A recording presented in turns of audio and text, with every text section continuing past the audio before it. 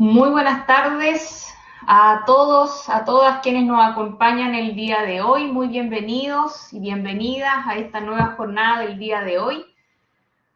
Recuerden que este seminario está siendo organizado por el Centro de Educación Ciudadana de la Facultad de Derecho y Ciencias Sociales de la Universidad San Sebastián, con el objetivo de, por supuesto, votar informado en el plebiscito del 17 de diciembre de este año. Muy importante, el día de hoy nos acompaña otro gran académico y abogado de nuestra casa de estudios, el profesor Luis Palacios Sanabria. El día de hoy él va a tratar, ¿cierto? Y nos va a ayudar a comprender el capítulo tercero de la nueva propuesta constitucional denominado Representación Política y Participación.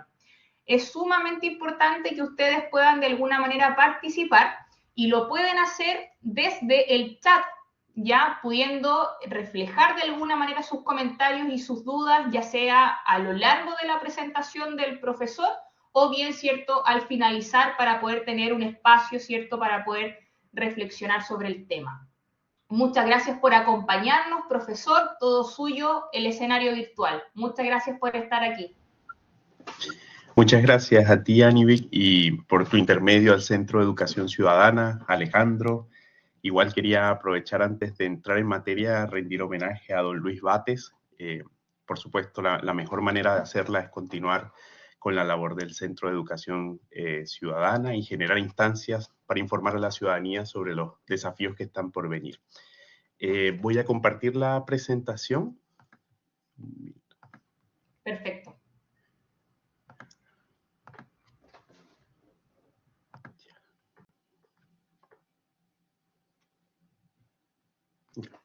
Ahí me parece que está disponible, ¿cierto?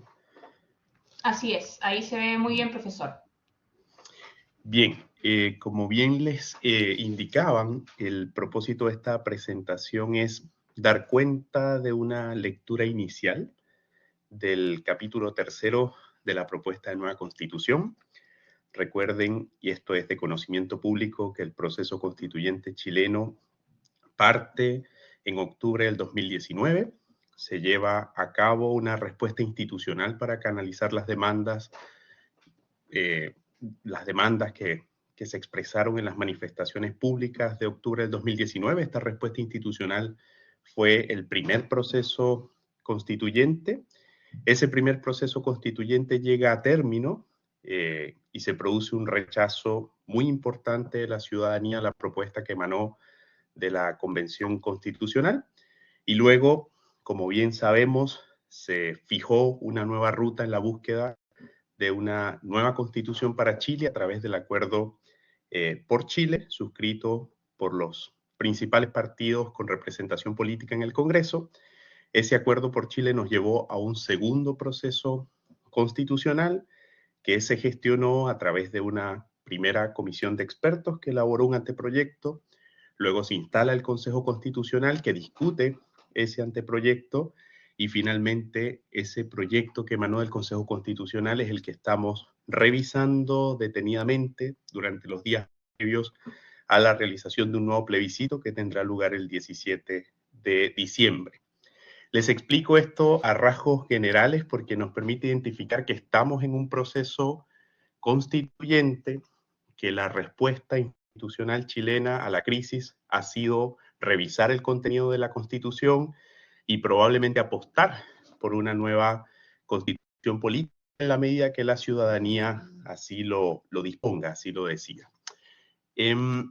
Respecto a la representación política y la participación, precisamente en cuanto a las demandas que les comentaba y que institucionalmente se han intentado canalizar, me parecía muy oportuno cuando estaba preparando esta sesión de revisión del capítulo tercero de la propuesta, los resultados que la última encuesta del Centro de Estudios Públicos dio a conocer, en referencia a las distintas percepciones que tiene la sociedad chilena sobre los distintos temas de su acontecer, que son muchos, que son muy amplios, ¿no?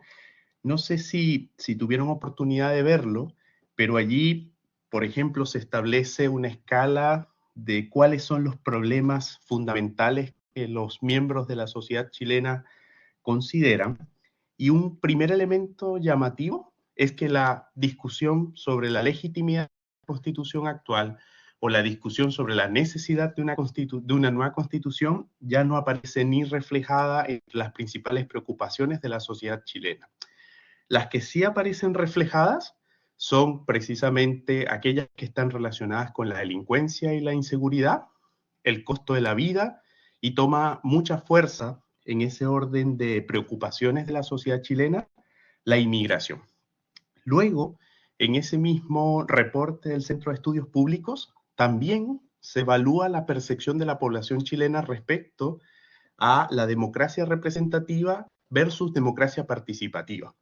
Y es un poco de los contenidos que nosotros vamos a abordar en esta sesión, porque en ella, ante la pregunta que se realiza a los encuestados, y les preguntan directamente a través de cuál de estos dos métodos cree usted que debería tomarse las decisiones sobre los siguientes temas. Y le presentan a los encuestados temas como programas comunales de mejora de espacios públicos, en qué invertir los recursos públicos, políticas de seguridad comunales, cambio en el plano regulador de la comuna, ley para que las parejas homosexuales puedan adoptar, reforma a la salud, reformas de educación, políticas de acción climática, políticas de empleo, medidas para el control de la inmigración. En todas hay un importante porcentaje de los encuestados que se inclina por participar directamente en la toma de decisiones. Y eso resulta muy relevante porque en el contexto normativo, en el contexto constitucional que ha privado hasta la fecha, nuestro régimen democrático se basa fundamentalmente en un sistema de representación. Es decir, nosotros elegimos a nuestros representantes y son nuestros representantes en las distintas instancias de poder los que deben tomar decisiones en nuestro nombre y representación. Pero sobre este particular, al menos la radiografía que nos presenta la última encuesta del Centro de Estudios Públicos evidencia que aún está muy presente esa demanda por modificar la manera en que nos relacionamos con el ejercicio del poder.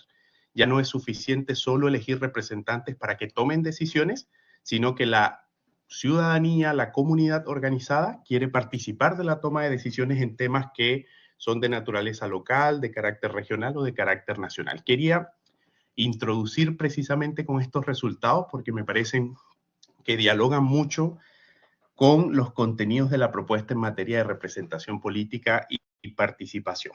Entrando ya directamente en materia, organicé la revisión del capítulo tercero de la propuesta de nueva constitución política a partir de, primero, partir por una revisión general de la forma de gobierno, que es la República Democrática, y es muy probable que ya lo hayan abordado cuando revisaron los fundamentos del orden constitucional, en el cual, por supuesto, la Constitución describe la forma de gobierno, y es una forma de gobierno que es muy típica, que es muy parecida a la forma de gobierno que está consagrada en la Constitución vigente, pero con algunas modificaciones que pueden resultar sustanciales.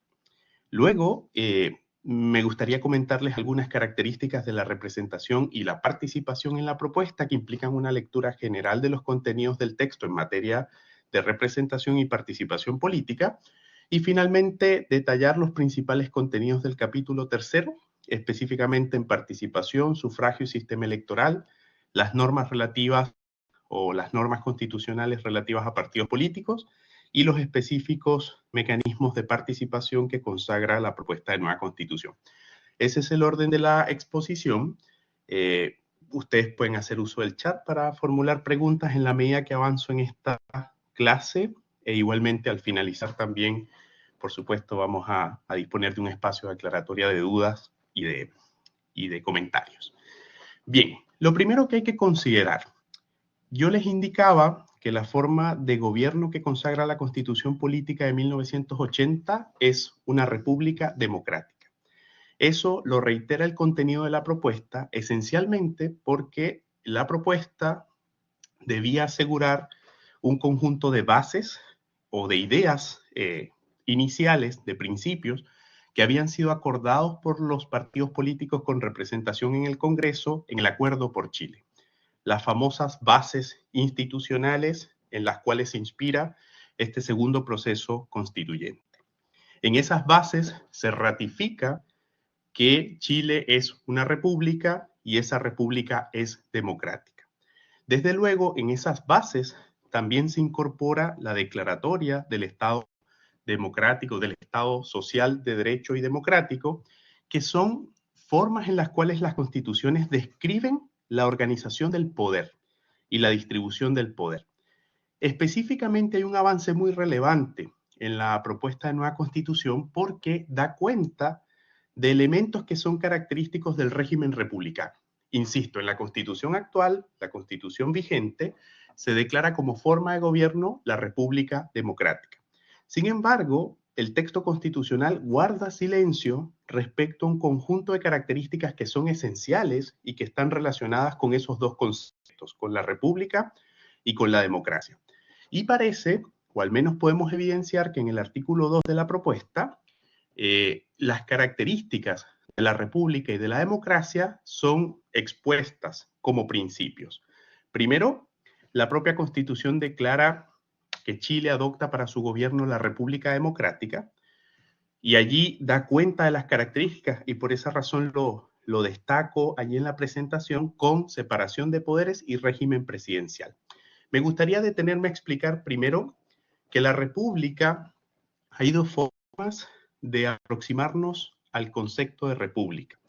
Primero, como una manifestación de las teorías de las soberanías que se caracterizan por dos cuestiones que son centrales.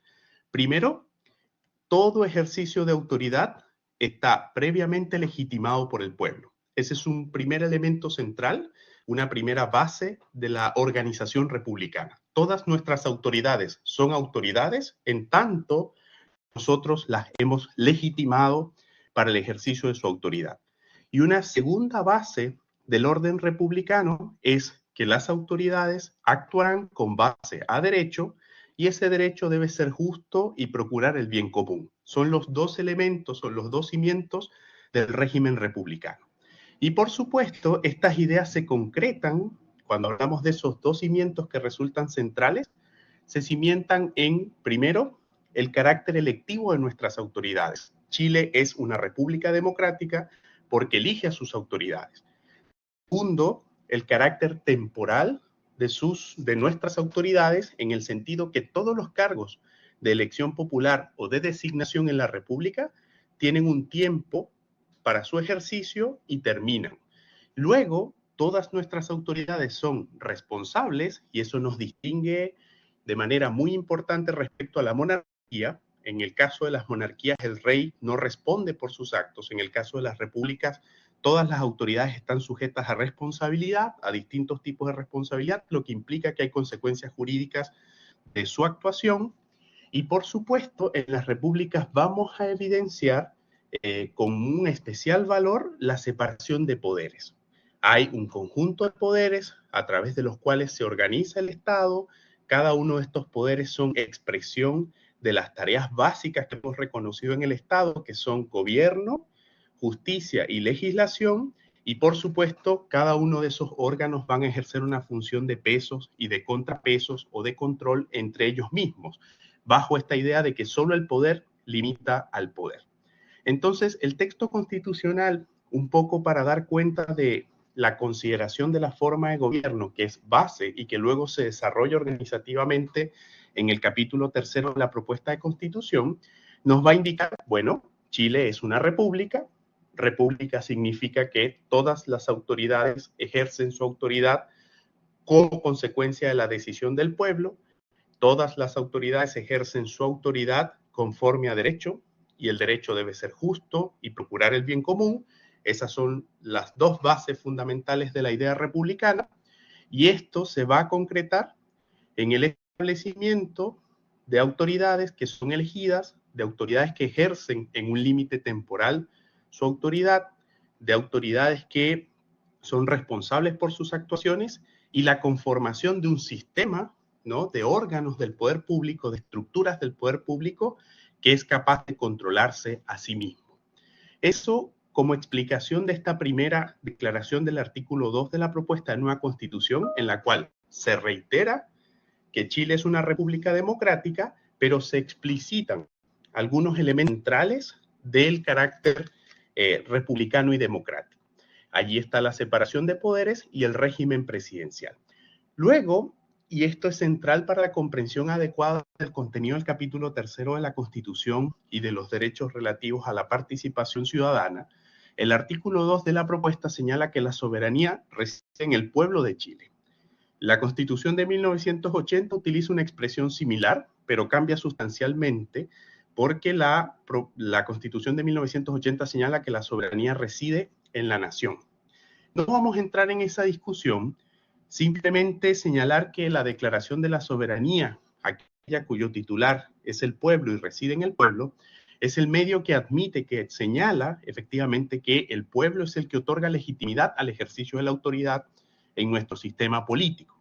Allí se declara a la nación única e indivisible y además el propio artículo 2 de la Constitución nos va a indicar, esta es una declaración abstracta, ¿no? Es muy general, difícil de comprender, pero que se concreta en el ejercicio de un conjunto de medios que están consagrados en la Constitución. El pueblo es titular de la soberanía y lo ejerce a través de las elecciones periódicas, de los plebiscitos y de los mecanismos de participación que están contemplados en la Constitución y algunos de los cuales van a estar contemplados en la ley por mandato de la propuesta de nueva Constitución. Esto resulta clave.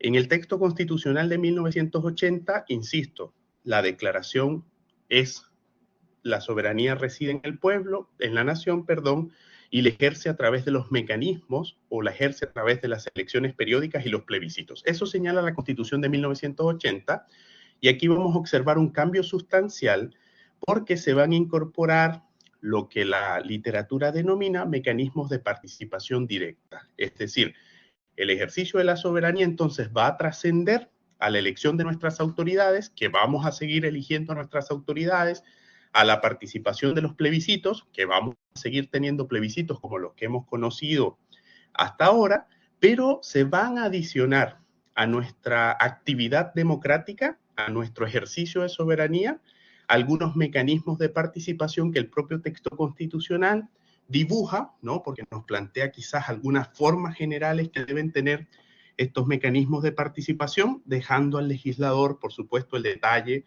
para la regulación de los mecanismos de participación.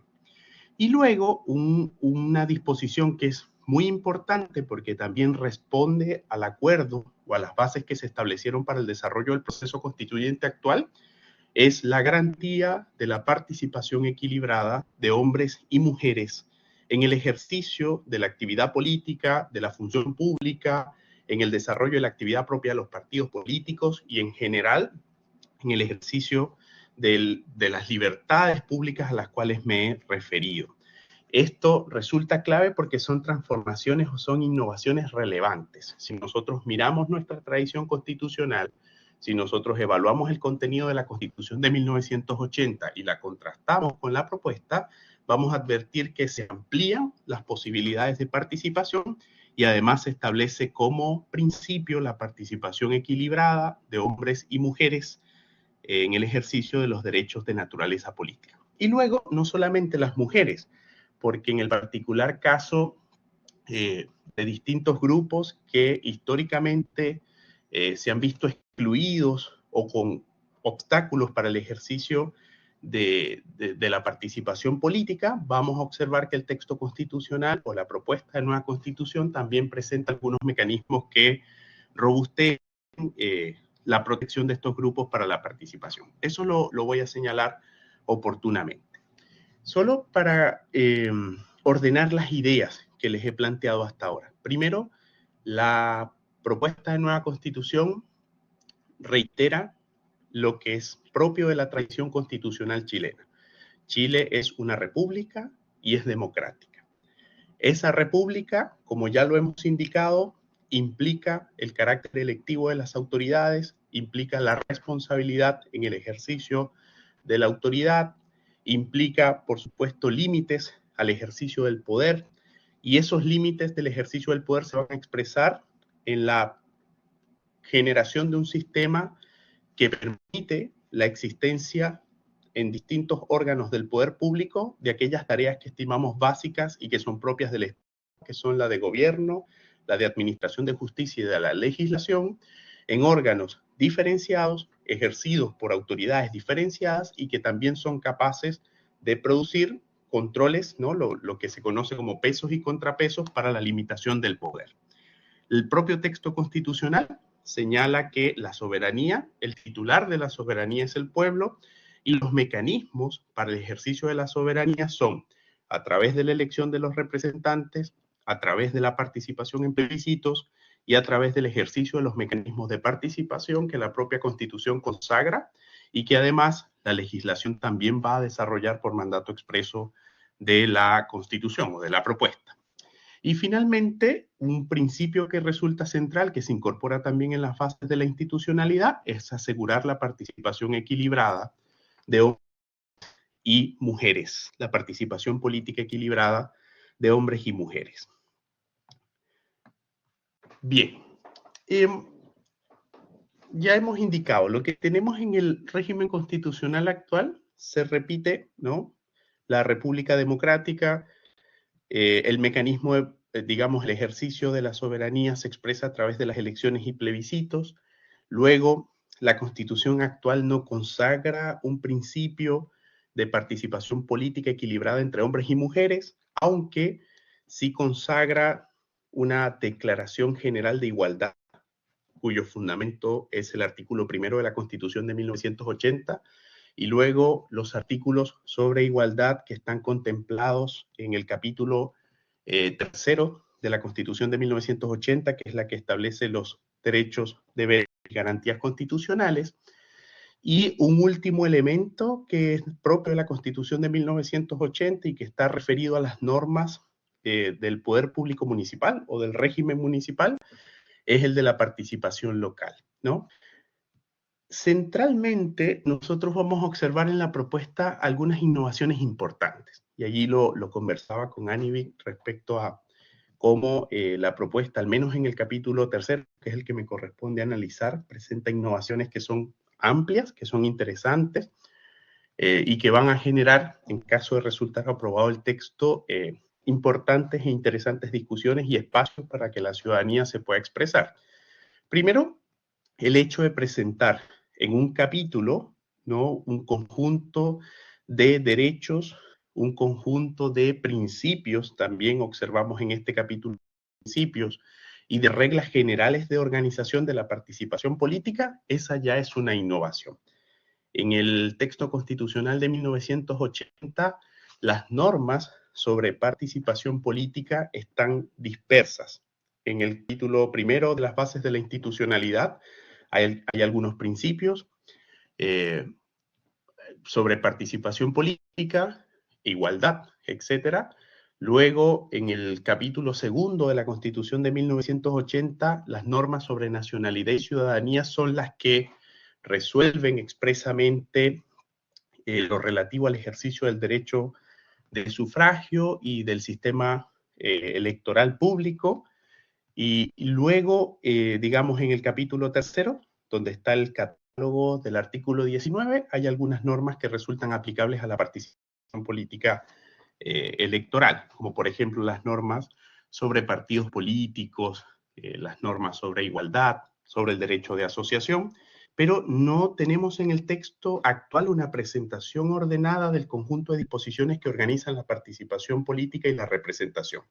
Acá en la propuesta evidenciamos esto como un avance importante, ¿no?, de sistematización del conjunto de normas constitucionales que van a organizar la participación política. Luego, ya lo he anticipado, la propuesta de nueva constitución en materia de participación política no se limita a ejercer la soberanía mediante las elecciones y plebiscitos que están consagrados en la Constitución, sino que añade un conjunto de elementos adicionales que, como bien han señalado los expertos, nos permiten identificar mecanismos de democracia directa en la propuesta de nueva constitución, aunque sigue siendo una constitución con un perfil muy marcado de democracia representativa, es decir, de elegir a nuestros representantes para que sean ellos los que tomen las decisiones. Se abre una puerta importante, se abre un camino importante para que se puedan producir nuevas formas de interacción entre la ciudadanía y sus representantes, a través de ese conjunto de mecanismos que ya vamos a revisar. Como bien les decía, bueno, desde los fundamentos del orden constitucional se declara la igualdad entre hombres y mujeres en materia de participación política, pero la protección constitucional a los distintos grupos que históricamente han sido excluidos de la participación política o han tenido mayores obstáculos para participar políticamente, no se limita solo a mujeres. También el propio texto constitucional en distintos apartados va a señalar el reconocimiento de los pueblos indígenas o de los pueblos originarios y además mandata al legislador a establecer mecanismos para asegurar su participación política. E igualmente, y estos resultan avances muy sustanciales, en materia de discapacidad, al menos hay, podrían ser dos innovaciones muy relevantes. Primero, se suprime del texto constitucional las normas de inhabilitación para el ejercicio del derecho de sufragio que podían afectar a personas con discapacidad. Luego veremos cómo el legislador podría procesar algunas limitaciones cognitivas para el ejercicio del derecho de sufragio, pero eso se elimina, ¿no? Si nosotros leemos el texto constitucional actual establece mecanismos de suspensión del ejercicio del derecho de voto como consecuencia de la interdicción por demencia, y la propuesta omitió, ¿no? Omitió de alguna manera la restricción al ejercicio del derecho de sufragio como consecuencia de la interdicción por demencia, guarda silencio respecto a lo que los autores llaman la discapacidad electoral, lo que permitiría que un grupo importante de la población ejerza sin ninguna limitación o restricción el ejercicio del derecho de sufragio. Y esto es un primer avance importante respecto a las personas con discapacidad y el ejercicio de los derechos políticos. Y luego el propio texto declara como parte de la protección de la igualdad de las personas con discapacidad el deber del legislador de promover todos los ajustes razonables para el ejercicio de sus derechos. Y estos ajustes razonables implican necesariamente adecuar ciertas circunstancias que permitan que las personas con discapacidad puedan ejercer todos los derechos que les son reconocidos a todas las personas.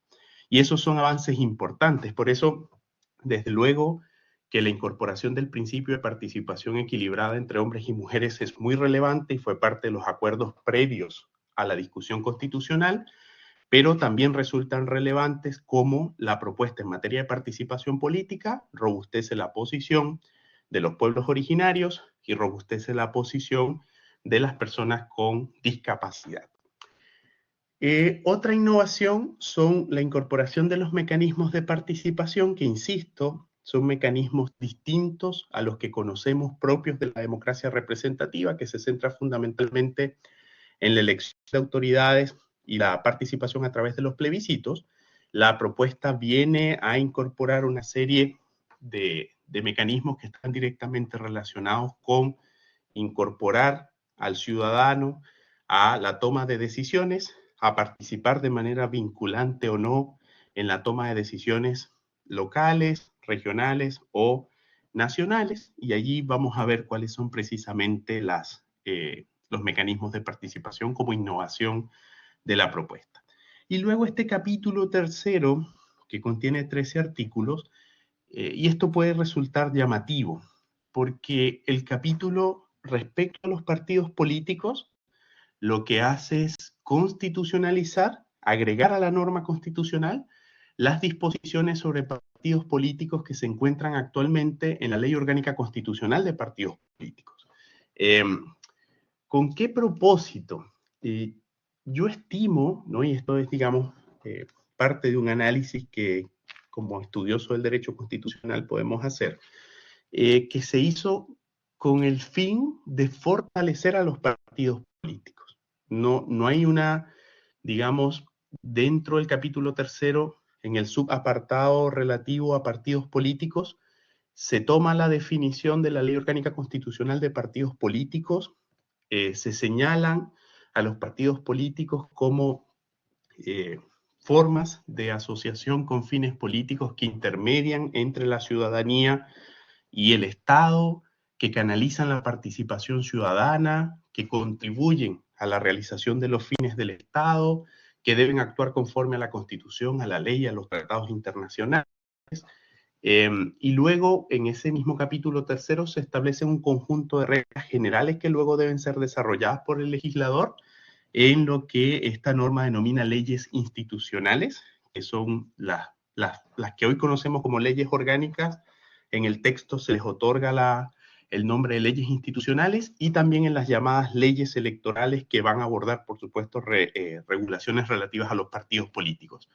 Pero es un elemento que resulta llamativo porque parece que el constituyente pretendió, con la incorporación de unas normas mucho más detalladas sobre partidos, ampliar la relevancia de los partidos políticos. Quizás se busca fortalecer a los partidos en un periodo en el cual han estado afectados por severas crisis de credibilidad, de confianza, crisis de corrupción, donde los independientes de alguna u otra manera han ocupado los espacios que tradicionalmente ocupaban los partidos políticos, pero se vuelve, si se quiere, a una mirada bastante clásica en el estudio de la ciencia política, que es comprender la democracia y a los partidos políticos como elementos centrales de la democracia. Y esto lo hace el texto constitucional actual, digamos, la propuesta de nueva constitución, no como lo hace el texto constitucional actual, que se limita a establecer un conjunto de restricciones a los partidos políticos, sino que la propuesta parece anclar el fundamento de la democracia chilena, o el fundamento de la democracia de esta propuesta constitucional, en un rol clave de los partidos políticos en el ejercicio de la representación o como medios para canalizar las demandas ciudadanas. Allí lo vamos a ver.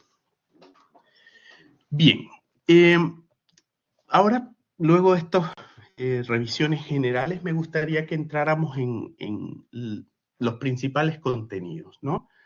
El artículo 38, número 1, establece el sufragio como derecho.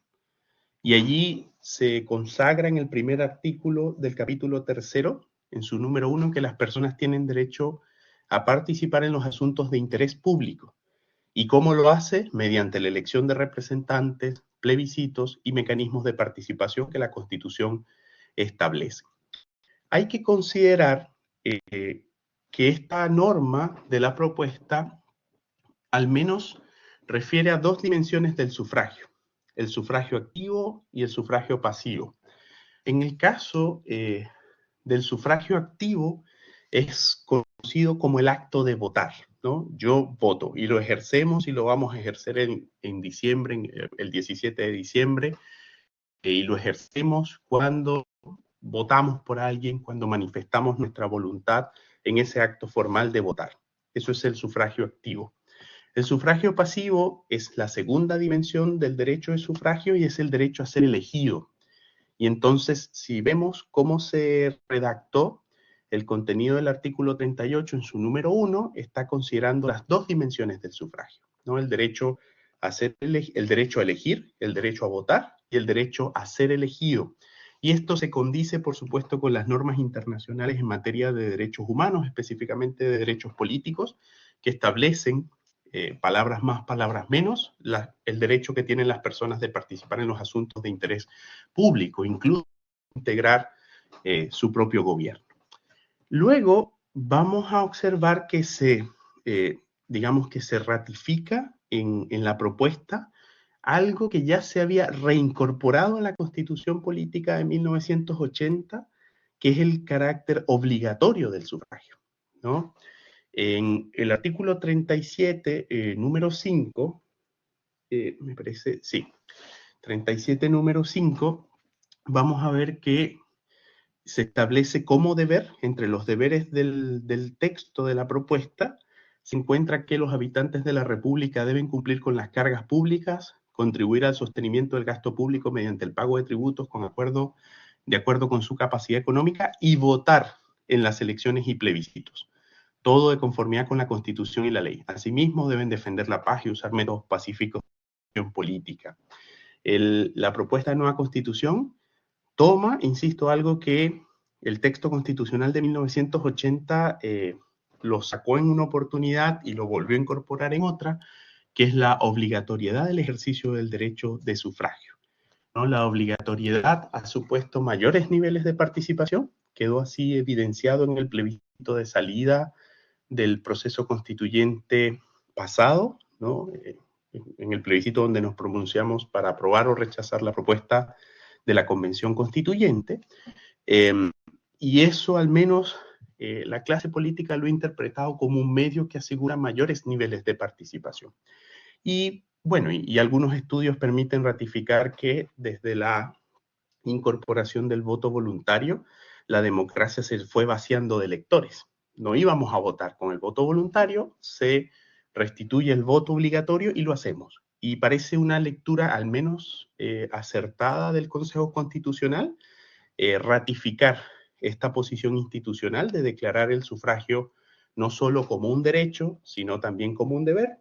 Y esto es una disposición que se reitera en las normas sobre sufragio del capítulo 3 de la Constitución. No solamente se señala como deber, sino que se establece, digamos, la obligatoriedad del sufragio en las características o elementos institucionales del sufragio que contiene la propuesta, ¿no? Y allí vemos que el número 1 del artículo 39, que forma parte de este capítulo 3, señala que el voto es personal, es igualitario, es secreto, es informado y obligatorio. Solamente para quizás el público no especialista, bueno, la característica de voto personal implica que nadie ejerce el acto, la manifestación de voluntad de votar por nosotros, debemos ejercerlo directamente en términos personales. El voto igualitario supone que en democracia y en el régimen republicano se inspira fundamentalmente en el principio de un elector, un voto, ¿no? Ningún voto vale más que otro. El voto es secreto, por lo tanto, la legislación y la administración electoral toma medidas orientadas a asegurar que nadie pueda conocer nuestra voluntad, al menos que nosotros decidamos voluntariamente compartirla con nuestros familiares, amigos, compañeros o a través de las redes sociales. El voto debe ser informado y esta es una característica institucional que se incorpora recientemente, que al menos puede ser interpretada por una parte como un deber moral de la ciudadanía de tomar decisiones informadas, lo que estamos haciendo acá, queremos conocer la propuesta para tomar una decisión, queremos conocer el plan de gobierno del candidato A o del candidato B, queremos conocer los estatutos de los partidos políticos para tomar una decisión, queremos informarnos sobre la norma que se va a plebiscitar, etcétera. Primero como un deber de la ciudadanía y también la idea del voto informado implica obligaciones para el Estado en términos de difundir información objetiva, veraz, transparente sobre los distintos asuntos que puedan ser resueltos por la ciudadanía a través del voto. Es interesante que se incorpore esto como un elemento que esté orientado hacia una toma más racional de las decisiones políticas.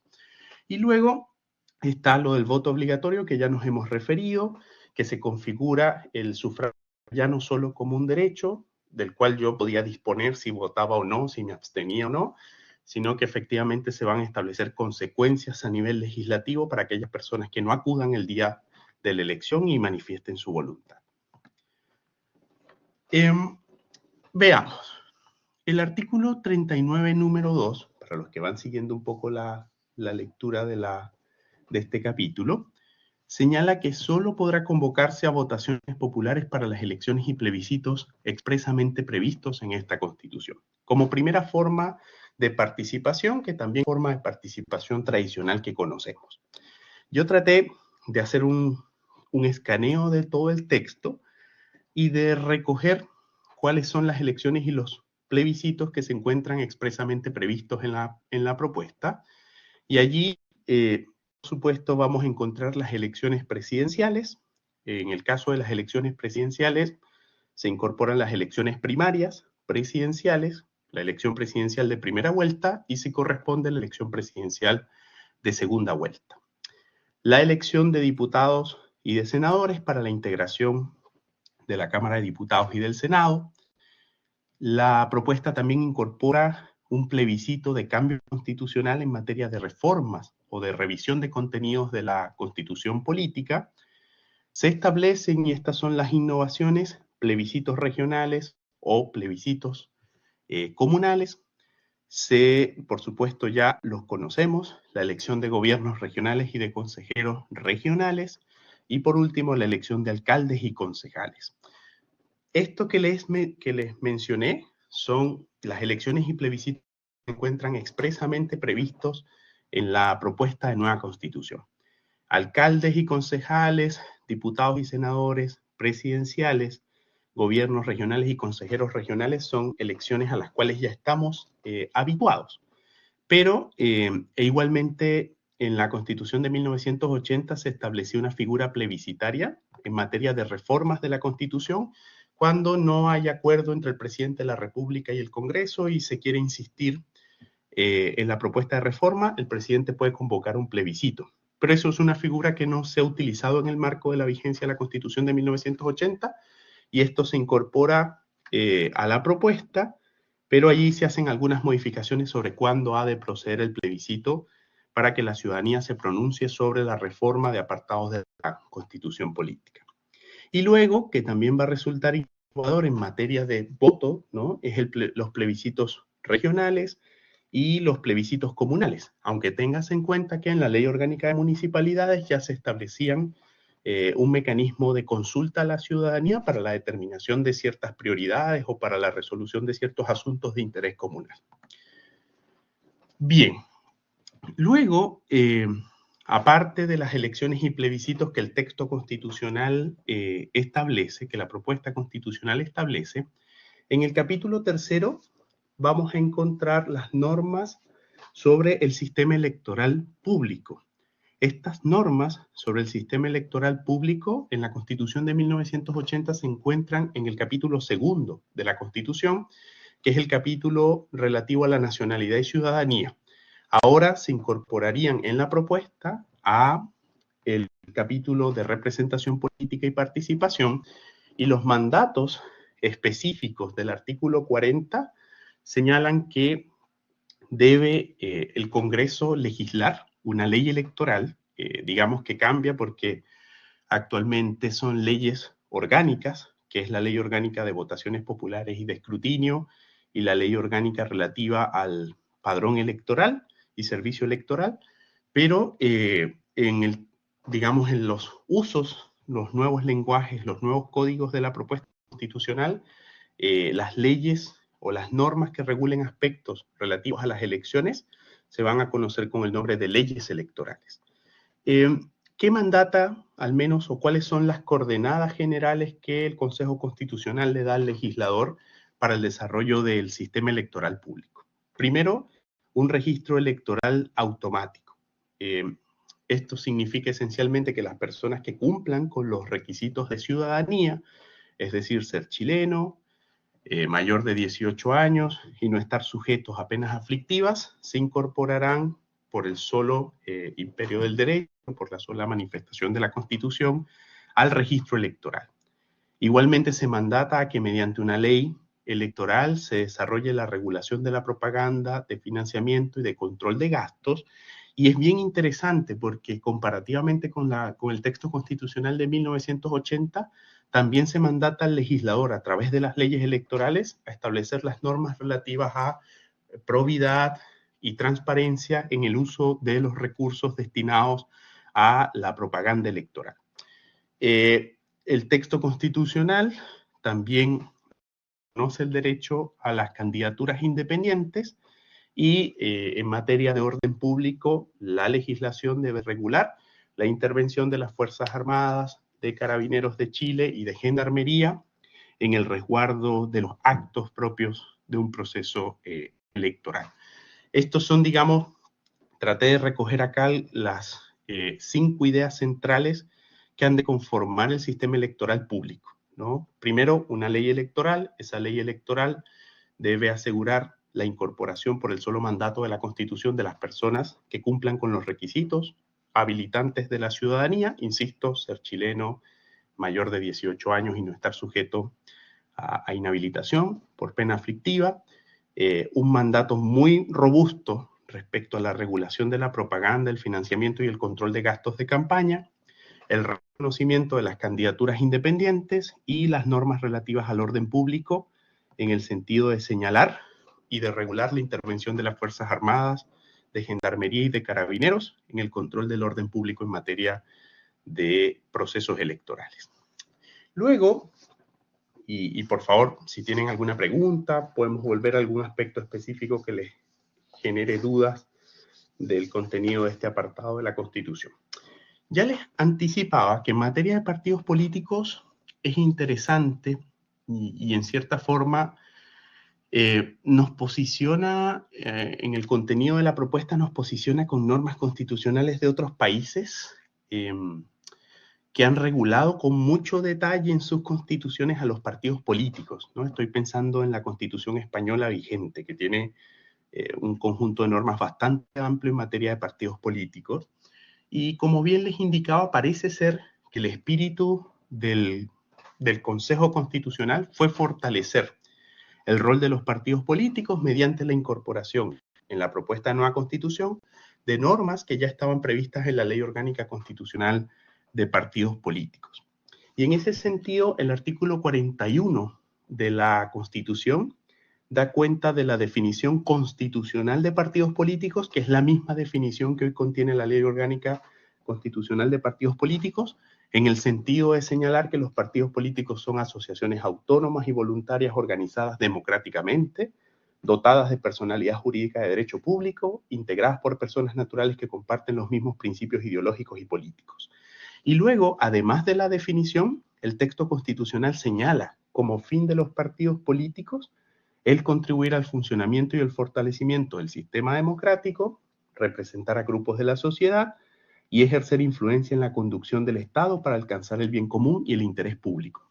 No solamente el espíritu o el propósito del Consejo, al menos en mi apreciación, ha sido fortalecer el rol de los partidos políticos mediante esta definición, sino constitucionalizar el fin de los partidos en el sentido de reposicionarlos como agentes que intermedian entre las demandas de la ciudadanía y el propio sistema político, ¿no? Y allí en los fines, por supuesto, se señala que su finalidad es contribuir al funcionamiento y fortalecimiento del sistema democrático. Además, la propia Constitución señala que los partidos son expresión del pluralismo político, son mediadores entre las personas y el Estado y participan en la formación y expresión de la voluntad popular.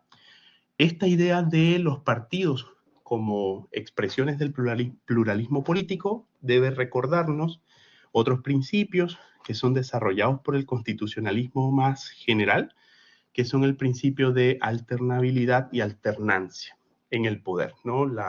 Los partidos deben ser expresión de las distintas expresiones ideológicas de la sociedad, de las distintas posiciones, y todos los partidos, en razón de contribuir al fortalecimiento de la democracia y en razón de participar del juego democrático, deben tener reales posibilidades de hacerse parte del sistema político a través de la representación parlamentaria, a través de la posibilidad de que sean electos sus candidatos para el ejercicio de las distintas funciones públicas que la Constitución establece.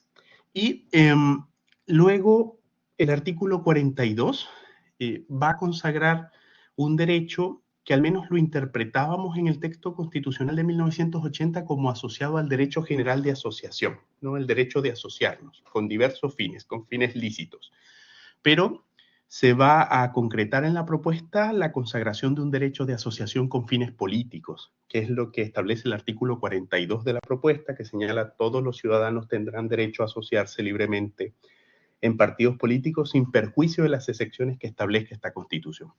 En el texto de 1980 se consagra el derecho general a la asociación y luego se desarrollan las normas relativas a los partidos. En esta propuesta hay un derecho a la asociación que se encuentra en el catálogo de derechos de la propuesta, pero se considera de manera autónoma, de manera independiente, el derecho a la asociación con fines políticos, no el derecho como manifestación voluntaria a asociarnos a organizaciones o a constituir organizaciones con fines políticos. El texto, como bien lo destacábamos de la definición, reconoce la autonomía de los partidos políticos, los límites a esa autonomía y se robustece la consideración constitucional de mandatos de probidad, de transparencia respecto a sus procesos de toma de decisión y a la gestión de los recursos que disponen en materia de propaganda o para la gestión habitual del partido. Todo esto es mandatado a una ley institucional, es decir, le corresponderá al legislador legislar una ley institucional de partidos políticos. Esa ley institucional de partidos políticos ha de considerar los elementos que hemos conversado, así como en materia de las leyes electorales se configura constitucionalmente, ya eso lo teníamos en la Constitución de 1980, un régimen de elecciones primarias que tienen un carácter vinculante para los partidos. ¿A qué me refiero? Que los partidos o el partido que decida resolver mediante primarias la elección de sus precandidatos, este carácter vinculante implica que quienes hayan resultado derrotados en la elección primaria están impedidos de ser candidatos en la elección general, en la elección formal. Y luego se mandata a los partidos políticos, y aquí se reitera un principio que está incluso en las bases, en los principios del ordenamiento constitucional, que es el de participación equilibrada entre hombres y mujeres en las distintas instancias de representación interna de los partidos, y que luego debe expresarse también en los mecanismos de postulación a cargos de elección popular. El texto constitucional en sus disposiciones transitorias establece reglas de paridad transitorias que deben ser aplicadas para las próximas elecciones y que buscan de alguna u otra forma concretar este principio de participación equilibrada entre hombres y mujeres. En cuanto a los mecanismos de participación, y esto resulta bastante interesante. Bien, ya nos hemos referido a la participación a través de los mecanismos de democracia representativa, que están referidos a la elección de representantes y la participación en plebiscitos. La Constitución o la propuesta viene a innovar con la incorporación de los mecanismos de participación, que, como bien les indicaba, son mecanismos de participación directa y de deliberación. Un poco vuelvo a la encuesta CEP que hablaba al principio, ¿no? Existen dos formas de toma de decisiones sobre temas de interés público: a través de nuestros representantes, senadores, diputados, autoridades municipales, o a través de participación directa con plebiscitos o consultas ciudadanas, ¿no? A eso nos vamos a referir en esta distinción de mecanismos tradicionales o de la democracia representativa, que consisten fundamentalmente en la elección de representantes y en la participación en plebiscitos, y otras formas de interactuar con el poder y con nuestras autoridades a través de mecanismos de participación directa y deliberación. ¿Cuáles son los mecanismos que consagra el sistema? Primero, la participación ciudadana en el proceso de formación de la ley.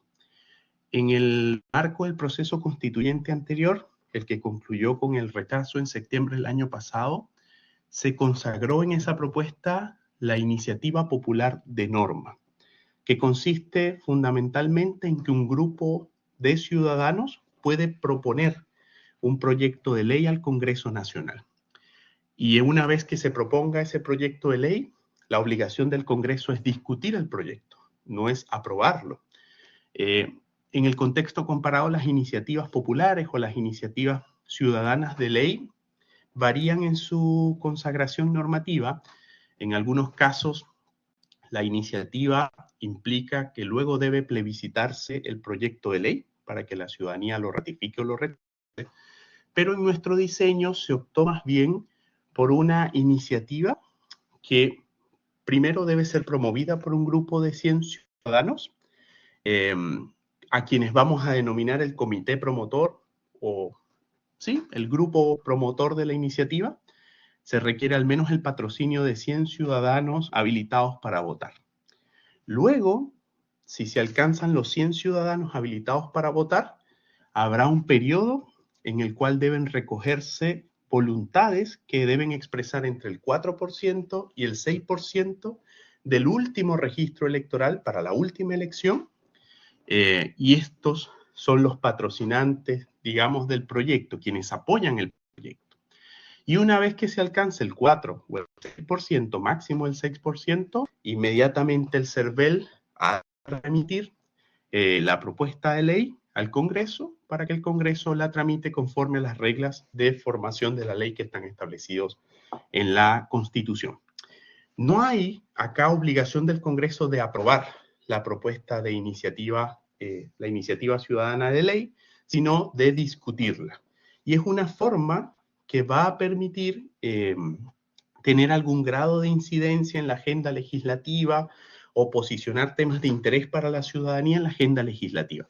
Yo me anticipé, ¿no? Porque la iniciativa ciudadana de ley es probablemente uno de los mecanismos más atractivos de participación ciudadana respecto a la relación con el Congreso Nacional.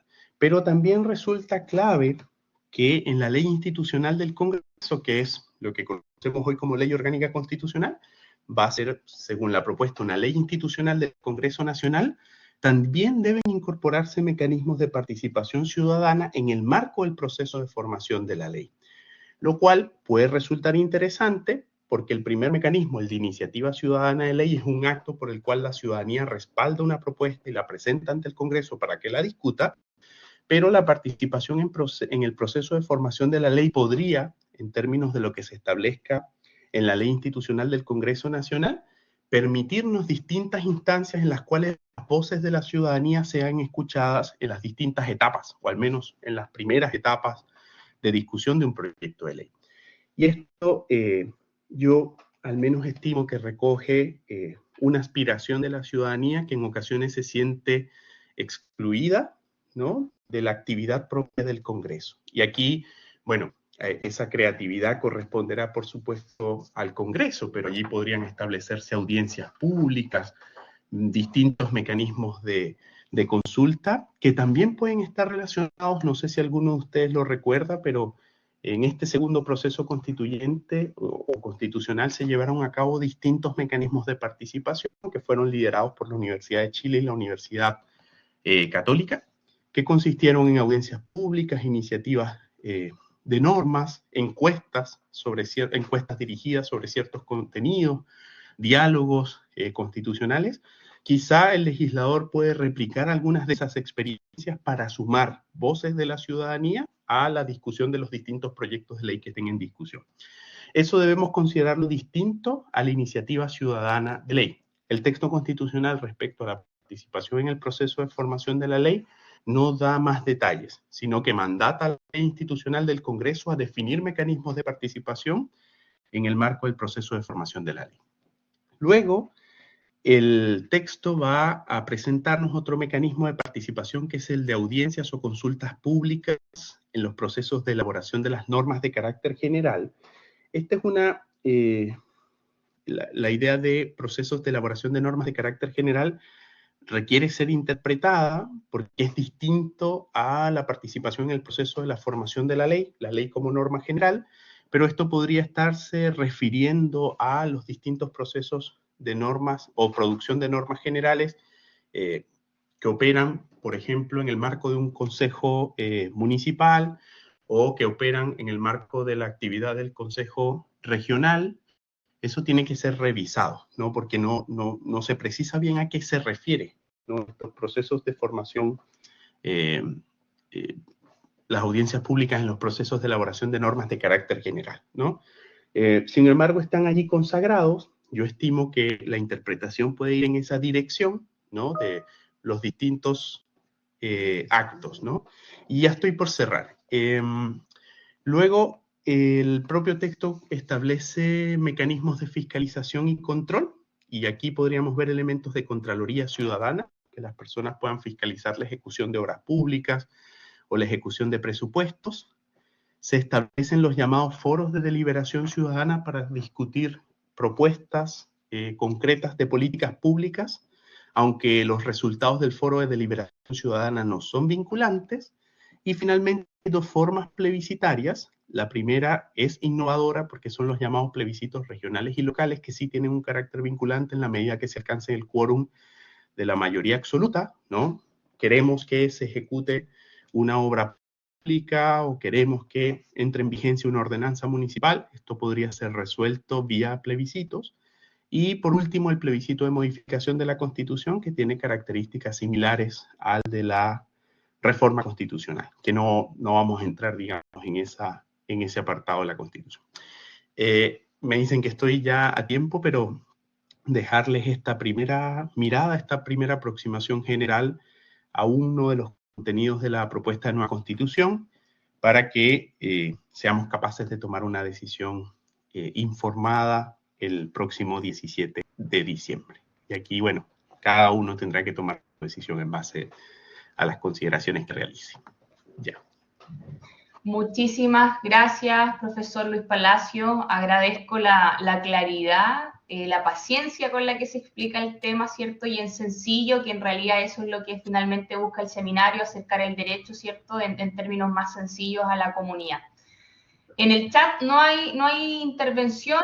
Sin embargo, invitamos a aquellos quienes deseen, ¿cierto?, realizar sus comentarios para que, en definitiva, el profesor ahí pueda realizar algún tipo de reflexión o comentarios al respecto. Matías López indica lo siguiente: en la propuesta constitucional hay personas que señalan que en las normas constitucionales existe la igualdad sustantiva. Si es así, ¿en qué consiste y qué consecuencia tiene ese principio? Gracias, Matías. ¿Contesto? ¿Sí? Sí, por supuesto, profesor. Bien, muchas gracias. Muchas gracias, Matías. Bueno, la discusión relativa a la igualdad, como bien señalaba en mi exposición, el texto constitucional actual, el de 1980 o de 2005, consagra el principio general de igualdad. De hecho, es la primera declaración del texto constitucional de 1980 cuando señala la libertad, la igualdad y la dignidad. En materia de participación política, resulta una innovación la incorporación de la igualdad, específicamente en términos de participación equilibrada de mujeres. Aunque esto puede resultar muy importante en el sentido de reconocer lo que estaba señalado en las bases del Acuerdo por Chile, también es relevante señalar que el propio texto constitucional incorpora la participación o robustece la participación en términos de igualdad de otros grupos de la sociedad, que como bien señalaba en la exposición, son grupos que reconocemos habitualmente excluidos de la toma de decisiones o con mayores obstáculos para participar de la toma de decisiones. Y allí la propia propuesta reconoce la igualdad en términos de participación de los pueblos originarios, pero no la desarrolla, sino que remite al legislador el mandato de reconocer a los pueblos originarios y el derecho de participación política de los pueblos originarios. Algunos críticos de la propuesta señalaron que se pudo avanzar más, por ejemplo, preservar escaños para los pueblos originarios o asegurar algunos mecanismos que reconocieran sus prácticas ancestrales, pero no alcanzó el texto a eso. Pero la sola incorporación o la sola mención, para nosotros los abogados interpretativamente puede abrir todo un mundo, ¿no? Y luego, por supuesto, en materia de participación de las personas con discapacidad, la declaración relativa a los ajustes razonables es un avance que posiciona nuestra norma constitucional a la par de instrumentos internacionales novedosos. Yo recuerdo siempre que veo estos temas de la discusión constituyente, una conversación que tuve con la profesora Liliana Ronconi. Ella me decía, bueno, ella es argentina, ¿no? Y la profesora Liliana decía, en Argentina, por ejemplo, la agenda de derechos de las mujeres es mucho más avanzada que la que tenemos en Chile, pese a que la Constitución argentina menciona la palabra mujer una sola vez. Pero bastó esa sola mención para que, bueno, a través del mundo del derecho, del desarrollo jurisprudencial, del desarrollo de normas por el legislador o por los diversos operadores del derecho, se abriera toda una agenda en la cual legislativamente o en las políticas públicas están representadas las demandas de las mujeres.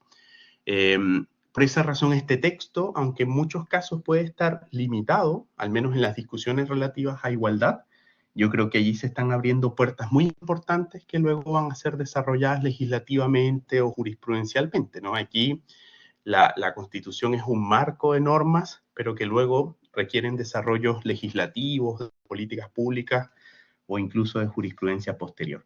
Entonces, la idea de la discusión, Matías, volviendo un poco a tu pregunta de la igualdad, tenemos en la propuesta la Declaración General de Igualdad, pero también la aplicación concreta del principio de igualdad a la participación política. Y eso al menos es innovador en la propuesta. No sé si contesté allí, Matías, tu pregunta.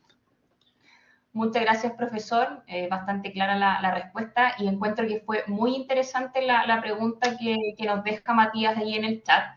Y también, acorde a lo que se está conversando, profesor, en cuanto a representación política y participación, efectivamente vemos que hay una diferencia, ¿cierto?, innovadora, y esta innovación de alguna manera se entiende que es positiva, ya que de alguna manera abre camino, ¿cierto?, y eleva a rango constitucional materias que son muy importantes, como lo son los mecanismos de participación de la ciudadanía, situación que en la actualidad no está. Entonces, en definitiva, como para ir cerrando, atendiendo a su experiencia, al estudio, a su conocimiento propiamente tal, ¿es efectivamente interesante y positiva este capítulo que nos estamos de alguna manera refiriendo en la jornada del día de hoy?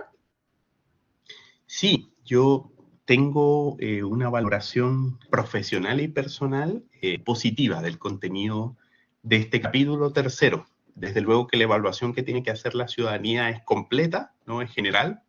Lamentablemente así son los plebiscitos, ¿no? No nos permiten un poco como, bueno, aquello que me gusta, esto que no me gusta, pero sin duda que en materia de participación política hay avances importantes. Y lo relevante también es que estos avances se ajustan a la tradición política chilena, ¿no? La tradición de acuerdos, de rescatar un poco los grandes consensos. No son los mecanismos de participación estridentes, digamos, de las constituciones. Pienso, bueno, en mi país, en Venezuela, mecanismos tremendos de participación, pero lo tienen, o de la constitución ecuatoriana o de la constitución boliviana, pero sí son mecanismos de participación que dentro de su limitación nos dejan un margen importante para que la ciudadanía pueda al menos establecer un nuevo tipo de relación con las autoridades. Y un poco con lo que yo abría esta clase, que es lo que la última encuesta CEP, hay un deseo de la ciudadanía de ser tomada en cuenta en la toma de políticas públicas, en la definición de los contenidos legislativos, y en ese sentido yo creo que hay un avance positivo en materia de participación política. Insisto, quizás todas las lecturas dirían, bueno, pero queríamos más. Bueno, pero no necesariamente querer más, vamos a dejar de lado unas iniciativas que pueden ser bien valiosas en lo que como ciudadanos podemos ser. Ahí el desafío está también en la formación ciudadana para poder ejercer adecuadamente estos mecanismos de participación, porque no sería el primer caso o el primer país que contemple distintos mecanismos de participación, pero que luego no se ejercen o no se saben ejercer. Exactamente. De hecho, es muy fundamental parte de lo que usted comenta, porque efectivamente se toma de la esencia de lo que somos como país, pero en definitiva se demuestra que vamos avanzando acorde a las necesidades de la sociedad, ¿cierto? Y de los requerimientos de la misma. Así es. Matías agrega una pregunta y vamos a finalizar con la pregunta de Simón, atendiendo a que nos alargamos un poquito en la jornada. Matías indica, es una pregunta más bien personal al parecer, dice, ¿qué opinión tiene sobre qué dicen que carece de legitimidad por la falta de plebiscito de entrada? Bueno, claro, escapa un poco de los temas que abordamos, pero yo considero que este proceso es un proceso auténticamente democrático, así como lo fue también el proceso fallido de la Convención Constitucional. Ambos son auténticamente democráticos. No olvidemos que nosotros otorgamos un mandato de representación a los diputados y a los senadores en el Congreso. Así es. Ese Congreso es tan legítimo como el presidente Boric o es tan legítimo como los alcaldes que elegimos, digamos, en las elecciones previas. Entonces, la democracia tiene distintas formas de manifestarse, no solamente en términos plebiscitarios, como lo hicimos para abrir el camino a la búsqueda de una nueva constitución, sino que a través de nuestros representantes también se pueden formular procesos como el que estamos viviendo, sobre todo porque en Chile la llave, al menos hasta hoy, la llave de reforma de la constitución política está en el Congreso. Y si nosotros elegimos a los diputados y a los senadores que hoy nos representan, también los dotamos de ese poder de utilizar esa llave cuando ellos lo estimaran necesario.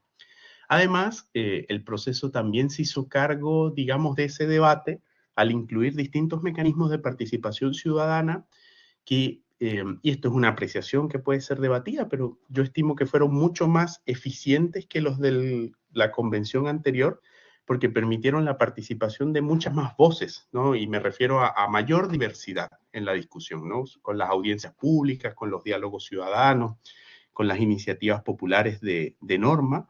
Entonces, se le fue imprimiendo también cierta legitimidad adicional al proceso constitucional. Y bueno, ya finalmente la ciudadanía tiene la última palabra, y eso también da cuenta de otro elemento de democracia que forma parte de este camino.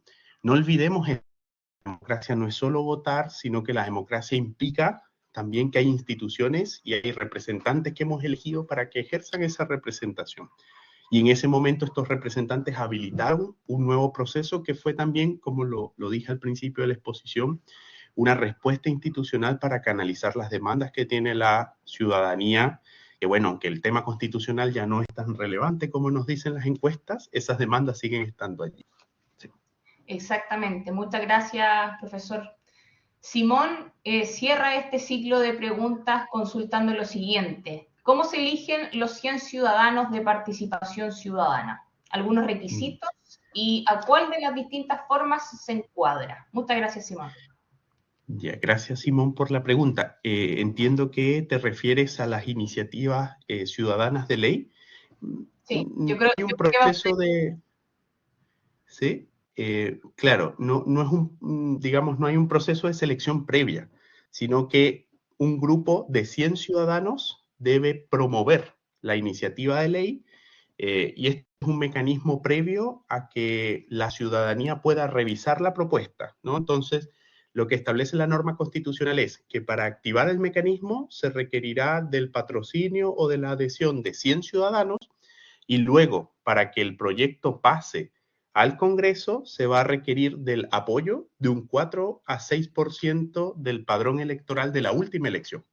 Y si eso se alcanza, allí, si no me equivoco, se establecen 180 días para que la ciudadanía lea y decida apoyar o no la propuesta. Si se alcanza el porcentaje establecido, el CERVEL tiene que remitir, porque esto es digamos, un mecanismo administrado por el CERVEL. El CERVEL remite la propuesta al Congreso. Y ahí el Congreso la ha de tramitar conforme a las etapas del proceso de formación de la ley. Pero acá no hay digamos, un proceso de selección previa de los ciudadanos, sino que es una iniciativa voluntaria de 100 ciudadanos que deciden respaldar inicialmente la propuesta para que luego ésta sea respaldada por el porcentaje de electores que establece la Constitución.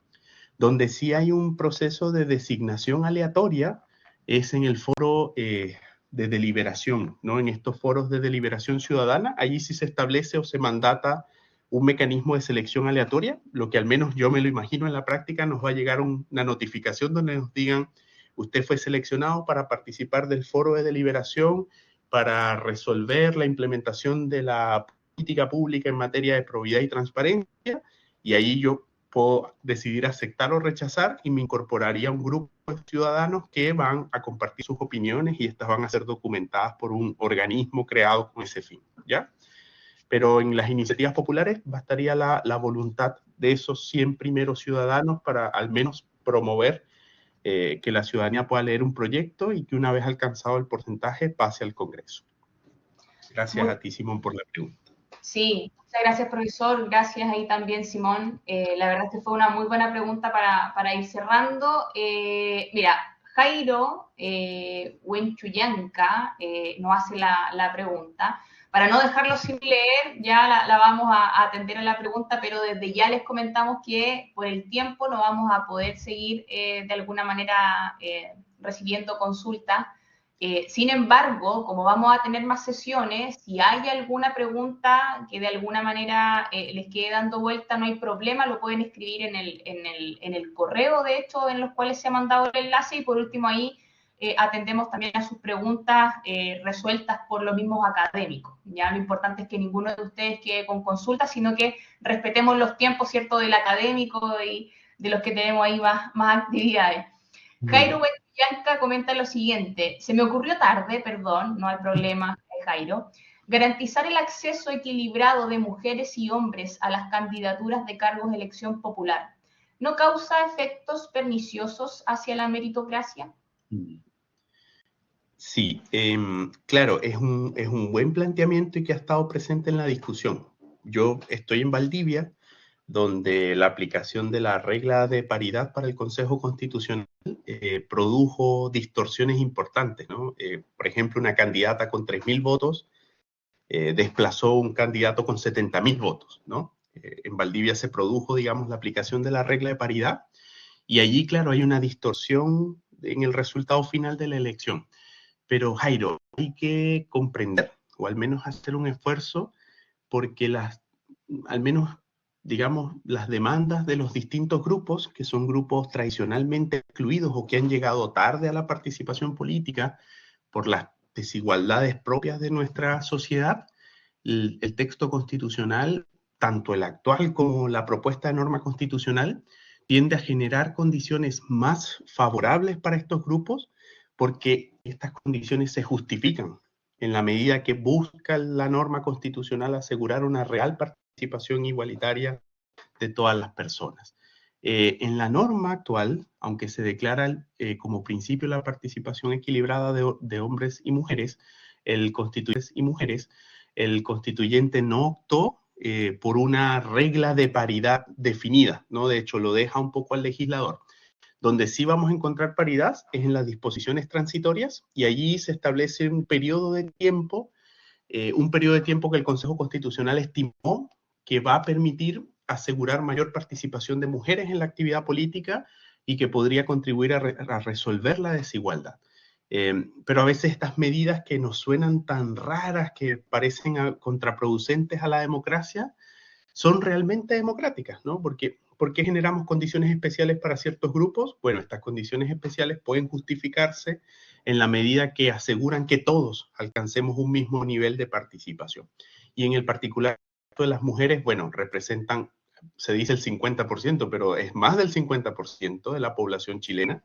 Y claro, y si se aplicaran reglas de representación proporcional, entonces tendríamos que tener más mujeres en cargos de representación, por ejemplo, en el Parlamento, y esto no es así. Entonces la norma busca corregir esa desigualdad estructural, generando situaciones que sí constituyen privilegio, pero que están orientadas a garantizar que estos grupos puedan incorporarse con las mismas condiciones a la participación pública. Y claro, ocurre con mujeres, como lo señalábamos, ocurre con personas con discapacidad y también con representantes de pueblos originarios. Pero eso que preguntas está en el centro de la discusión sobre las reglas de paridad y sobre las acciones afirmativas en el mundo, ¿no? Si vemos a Estados Unidos, por ejemplo, bueno, las reglas raciales, por ejemplo, o las reglas relativas a la mujer también han generado las mismas discusiones que hemos tenido en Chile. Muchas gracias, profesor, por responder la pregunta de Jairo. Agradecemos también, por supuesto, a todos quienes nos acompañaron el día de hoy en una nueva jornada. Gracias, profesor, por la claridad, por el tiempo, por la disposición de siempre. Y bueno, nos encontramos mañana a la misma hora, en el mismo enlace, con un nuevo capítulo en estudio de la nueva propuesta constitucional, con el ánimo, por supuesto, de que ustedes todos y todas voten informado este 17 de diciembre. Muchas gracias a todos, muchas gracias, profesor. Nos vemos en una nueva oportunidad. Que descansen. Gracias, que estén muy bien. Chao, chao.